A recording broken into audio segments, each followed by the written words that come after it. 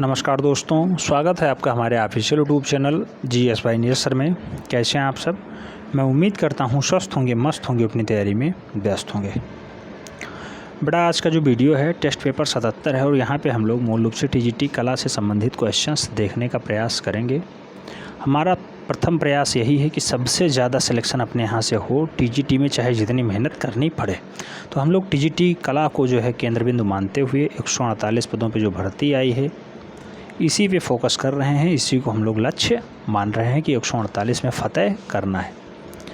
फ़िलहाल जो है मेहनत तो जारी है, लेकिन थोड़ी बहुत दिक्कतें आती रहती हैं। अस्वस्थता के चलते जो है वीडियो लेट लपेट हो जा रहा है। अभी सुबह बहुत तगड़ा बुखार चढ़ा हुआ था, इसलिए जो है क्लास बहुत लेट हो गई और लोग बहुत ज़्यादा इस टाइम परेशान भी कर रहे हैं।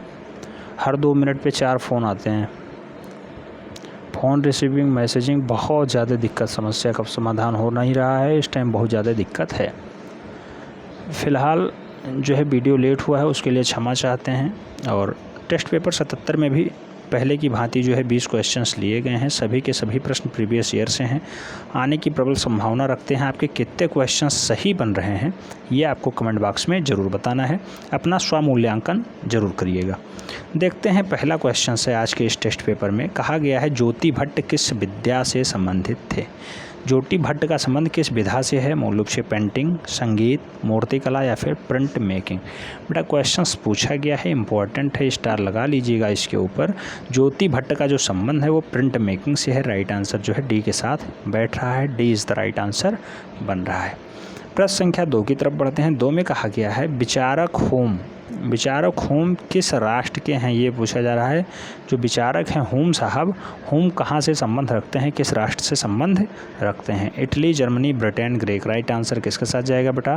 तो यहाँ पे ब्रिटेन राइट आंसर बन रहा है, यानी गोरखे बटालियन से इनका संबंध था। राइट आंसर जो है सी के साथ बैठ रहा है। नोट डाउन करते हुए चलना है बेटा। क्वेश्चनों की जितनी तगड़ी प्रैक्टिस आपकी होगी उतने बढ़िया फ़ायदा देगा, क्योंकि आप जानते हैं 2 घंटे का पेपर है, 120 मिनट आपको मिलेंगे। उसी में आपको गोला भी करना है और कुल मिला के 125 क्वेश्चंस पढ़ने भी हैं, सॉल्व भी करने हैं। तो प्रैक्टिस अगर आपकी अच्छी होगी, मेहनत अगर आपकी अच्छी होगी, तभी रंग ला पाएगी। आप जानते हैं कट ऑफ हाई जाने की उम्मीद है। तो इसीलिए मैं बार बार कहता हूँ नोट डाउन कर लीजिएगा। जो डाटा बताया जा रहा है उस पर विशेष फोकस करना है। जिसे कहा जाता है स्टार लगा लीजिए। वो क्वेश्चंस जो है ज़्यादा इम्पॉर्टेंट हैं, उन्हें याद रखेंगे तो मॉडल पेपर जब कराया जाएगा तो वहाँ आपके सही होने के चांसेस ज़्यादा रहेंगे। प्रश्न संख्या 3 की बात करते हैं। कहा गया है बद्रीनाथ आर्या के चित्रों का शीर्षक चुनिए। गंगा अवतरण, वृक्ष प्रेमी, मुर्गे की एक संथाल महिला या फिर उल्लासनगर।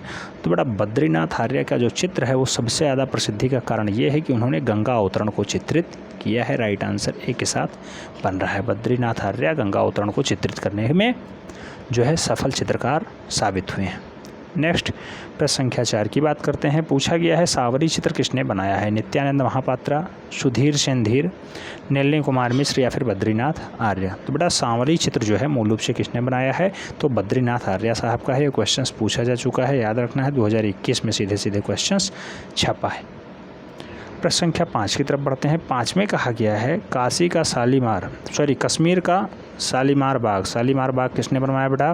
मुगल काल की ये देन है। ऑप्शंस में है बाबर, जहांगीर, हुमायूं, शाहजहां। तो कश्मीर का शालीमार बाग जो है मूल रूप से किसने बनवाया है बेटा? वो जहांगीर ने बनवाया है। राइट आंसर सी के साथ बैठ रहा है। Jahangir is the right answer. Data important है, आने की प्रबल संभावनाएं हैं, इसीलिए क्वेश्चंस को ऐसे लिया जा रहा है। मैं उम्मीद करता हूं आप लोग इसे सीरियसली ले रहे होंगे। प्रश्न संख्या 6 की बात करते हैं। पूछा गया है फैज़ अहमद फैज़ कौन थे? बेटा क्वेश्चंस PGT में पूछा गया है, लेकिन यहाँ भी पूछा जा सकता है। फैज़ अहमद फैज़ का संबंध बताना है। मुगल बादशाह, मुगल सेनापति, शायर या फिर गायक। तो फैज़ अहमद फैज़ का जो संबंध है वो किससे है? शायर से है। राइट आंसर सी के साथ बैठ रहा है। शायर is the right answer. Next प्रश्न संख्या 7 की बात करते हैं। 7 में कहा गया है भारतीय ग्रंथ बृहद संहिता के रचयिता कौन है? बृहद संहिता को किसने लिखा है? ऑप्शन हैं बाणभट्ट, कालिदास, कलहड़ या फिर बराह मिहिर। तो बृहद संहिता को जो लिखने का काम है वो बराह मिहिर का रहा है। राइट आंसर जो है डी के साथ बैठ रहा है। D is the right answer, यानी 7वें का डी बन रहा है राइट आंसर।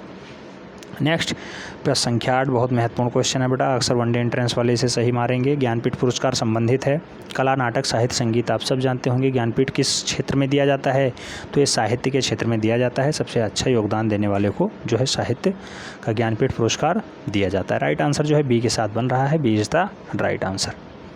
प्रश्न संख्या 9 की बात करते हैं। 9 में कहा गया है ली कार्बूजियर कौन थे बेटा, 2021 का छपा हुआ क्वेश्चन है ये, 2021 का छपा हुआ क्वेश्चन है, ली कार्बूजियर कौन थे। ऑप्शंस है एक संगीतकार, एक ओपेरियन कलाकार, कला का प्रोफेसर या फिर एक वास्तुकार। तो ली कार्बूजियर साहब का संबंध जो है वो मूल रूप से एक वास्तुकार के रूप में रहा है, बहुत फेमस रहे हैं वास्तुकार के रूप में ली कार्बूजियर। राइट आंसर डी के साथ बैठ रहा है, D is the right answer. प्रश्न संख्या 10 की तरफ बढ़ते हैं। 10 में कहा गया है प्रमाण निर्धारण में ताल या फिर इकाई क्या है। तो प्रमाण निर्धारण की इकाई क्या कहलाती है बेटा, ऑप्शंस में है ताल एक हाथ है, ताल एक शरीर है, ताल एक गठन है या फिर ताल एक सिर है। तो प्रमाण निर्धारण में ताल या फिर इकाई क्या है, तो बेटा ताल क्या है बेटा, तो ताल को हम लोग कहते हैं कि ताल एक सिर है। राइट आंसर जो है डी के साथ बैठ रहा है, ताल एक सिर है, D is the right answer. Next प्रश्न संख्या 11 की बात करते हैं। 11 में कहा गया है बोल्टिंग क्लॉथ का उपयोग किस पेपर या किस प्रिंटिंग प्रक्रिया में किया जाता है। तो बोल्टिंग क्लॉथ का उपयोग कहाँ किया जाता है, ऑप्शन हैं लिथोग्राफी, अम्लांकन यानी एचिंग, वुडकट तकनीकी या फिर सिल्क स्क्रीन छपाई। तो बेटा बोल्टिंग क्लॉथ का जो प्रयोग है वो मूल रूप से सिल्क स्क्रीनिंग छपाई के लिए किया जाता है। राइट आंसर जो है डी के साथ बैठ रहा है। डाटा इंपॉर्टेंट है, आने की प्रबल संभावना है, 2013-14 में पूछा गया क्वेश्चंस है। प्रश्न संख्या 12 की बात करते हैं। 12 में कहा गया है बंधक प्रयुक्त किया जाता है। बंधक कहाँ पे प्रयोग किया जाता है, तैल चित्रण में, वाष्प चित्रण में, पेस्टल चित्रण में या फिर बाटिक चित्रण में। तो बेटा बंधक का प्रयोग कहाँ करते हैं हम लोग, बंधक का प्रयोग हम लोग बाटिक चित्रण में करते हैं। बाटिक चित्रण, डी राइट आंसर बैठ रहा है। बाटिक चित्रण में बंधक का प्रयोग किया जाता है, D is the right answer. प्रश्न संख्या 13 की तरफ बढ़ते हैं। 13 में कहा गया है आयल कलर में बाइंडर की तरह प्रयोग किया जाता है। तो आयल कलर में बाइंडर की तरह क्या प्रयोग किया जाता है बेटा, ऑप्शन है एक्रेलिक बाइंडर, टारपेटाइन आयल या फिर लिंसीड आयल या फिर फेविकोल। तो बेटा आयल कलर बाइंडर में मूल रूप से कलर को रोकने के लिए जो है लिंसीड आयल का प्रयोग किया जाता है। लिंसीड आयल यानी B is the right answer बन रहा है। आयल कलर बाइंडर का प्रयोग लिंसीड आयल के रूप में किया जाता है। जब लिंसीड आयल उसमें लगा दिया जाता है तो जो है पेंटिंग करने में, कलर को रोकने में जो है सहायता मिलती है। तो राइट आंसर बी के साथ बन रहा है। डाटा इंपॉर्टेंट है। प्रश्न संख्या 14 की बात करते हैं। कहा गया है विज्ञापन का पितामह किसे कहा जाता है। विज्ञापन के पितामह कौन कहलाते हैं बेटा, एडवर्टाइजमेंट के फादर कौन कहलाते हैं। ऑप्शंस में है Prahlad Kakkar, David Ogilvy, Alexander Rummel या फिर प्रसून जोशी। तो विज्ञापन का पितामह मूल रूप से डेविड ओगिलवी को कहा जाता है। डेविड ओगिलवी राइट आंसर जो है बी के साथ बैठ रहे हैं। डेविड ओगिलवी राइट आंसर हैं।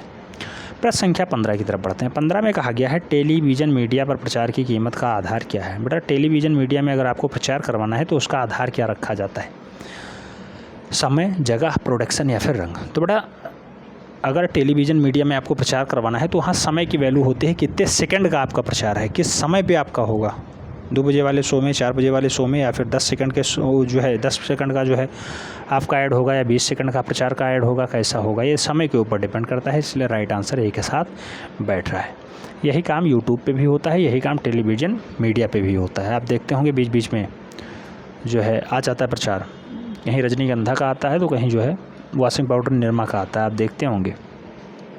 प्रश्न संख्या 16 की बात करते हैं। 16 में कहा गया है आलेखन कला का बहुलता से प्रयोग किया गया है। तो बेटा आलेखन कला का प्रयोग कहाँ पे किया गया है, पाल शैली में, अभ्रंश शैली में, चार शैली में या फिर गुप्त शैली में। तो आलेखन कला का ज़्यादातर जो प्रयोग किया गया है वो गुप्त शैली में किया गया है। गुप्त शैली इज़ द राइट आंसर बन रहा है, D is the right answer. तो जो है 16 का डी राइट आंसर बन रहा है, याद रखना है, सदैव दिमाग में बैठा के रखना है। प्रश्न संख्या 17 की तरफ बढ़ते हैं। 17 में कहा गया है अजंता में कितने प्रकार की रेखा शैलियों का प्रयोग किया गया है, यानी अजंता में कुल मिला के कितनी रेखाओं का प्रयोग किया गया है, कितनी टाइप के रेखा शैलियों का उपयोग किया जाता है, 2, 20, 22 या फिर 21। तो बेटा ये क्वेश्चंस बहुत महत्वपूर्ण है, अक्सर लोग कन्फ्यूज हो जाते हैं। इसे कुछ लोग 21 मानते हैं, कुछ लोग 19 मानते हैं, कुछ लोग 22 मानते हैं, लेकिन है राइट आंसर 20। तो 20 प्रकार की रेखा शैलियों का प्रयोग जो है अजंता शैली में किया गया है। राइट आंसर जो है सी के साथ बैठ रहा है, C is the right answer.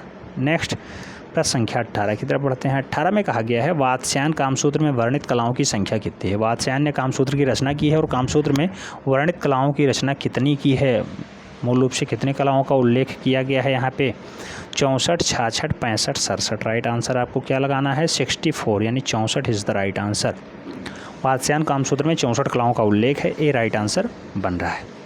Model paper बहुत जल्द स्टार्ट होगा बेटा, मॉडल पेपर के लिए बहुत सारे लोग परेशान हैं। मॉडल पेपर बहुत जल्द स्टार्ट होगा और मॉडल पेपर में एकदम लेटेस्ट जो आउट ऑफ सिलेबस वाले क्वेश्चंस हैं उसे भी समाहित किए जाएंगे, उसमें कोई डाउट्स नहीं है। तो थोड़ा सा भी इफ बट नहीं रखना है। प्रश्न संख्या 19 की बात करते हैं। पूछा गया तीसरी श्रेणी डिब्बाकृति किसकी है? तीसरी श्रेणी का डिब्बा किसने बनाया बेटा? ऑप्शंस में दिया गया है दाऊमियर, माने, पिकासो या फिर वान गाग। तो तीसरी श्रेणी का डिब्बा के लिए फेमस है दाऊमियर साहब। दाऊमियर राइट आंसर फर्स्ट के साथ जा रहे हैं। तीसरी श्रेणी का डिब्बा दाऊमियर की प्रसिद्ध रचना है, ए राइट आंसर बन रहा है। टेस्ट पेपर 77 का लास्ट क्वेश्चन है कि अजंता में राजकीय शोभा यात्रा चित्र किस गुफा संख्या में चित्रित है? राजकीय शोभा यात्रा चित्र किस गुफा संख्या में चित्रित है? 11, 12, 2 या फिर 1? तो बेटा राजकीय शोभा चित्रण जो है मूल रूप से अजंता में किया गया है। और अजंता कहाँ पे है? अजंता महाराष्ट्र के औरंगाबाद में है। आप जानते हैं 1, 2, 9, 10, 16, 17 में ही केवल चित्रण मिलते हैं। 1, 2, 9, 10, 16, 17 में ही चित्रण मिलते हैं। 30 गुफाएं अजंता में पाई जाती हैं और राजकीय शोभा यात्रा जो है गुफा संख्या 1 में चित्रित है। तो राइट आंसर जो है सी के साथ बैठ रहा है। इतना डाटा आपको हर हाल में याद रखना है। एक क्वेश्चन बहुत पूछा जाता है, राहुल समर्पण कहाँ पे है? राहुल समर्पण किस गुफा में है? आपको कमेंट बॉक्स में छाप देना है। राहुल समर्पण अजंता की किस गुफा में चित्रित है? आपको छाप देना है। एक क्वेश्चन सब पर डे मैं पूछना स्टार्ट करूंगा। मैं उम्मीद करता हूं आप लोग प्रैक्टिस किए होंगे। जो क्वेश्चंस पढ़ाया गया है उसी में से एक क्वेश्चंस पूछा जाएगा, ठीक है? तो उसका राइट आंसर आपको छापना है। राहुल समर्पण किस गुफा में चित्रित है अजंता की? तो उम्मीद करता हूँ यहाँ से आपको कुछ सीखने को मिला होगा। मैं पुनः कहता हूँ बेटा थोड़ा सा लेट हुआ उसके लिए सॉरी, क्योंकि जो है अस्वस्थता के चलते ऐसा हो पाया है। क्लास बहुत ज़्यादा इस टाइम डिले हो रही है। मिलते हैं नेक्स्ट में, तब तक के लिए जय हिंद।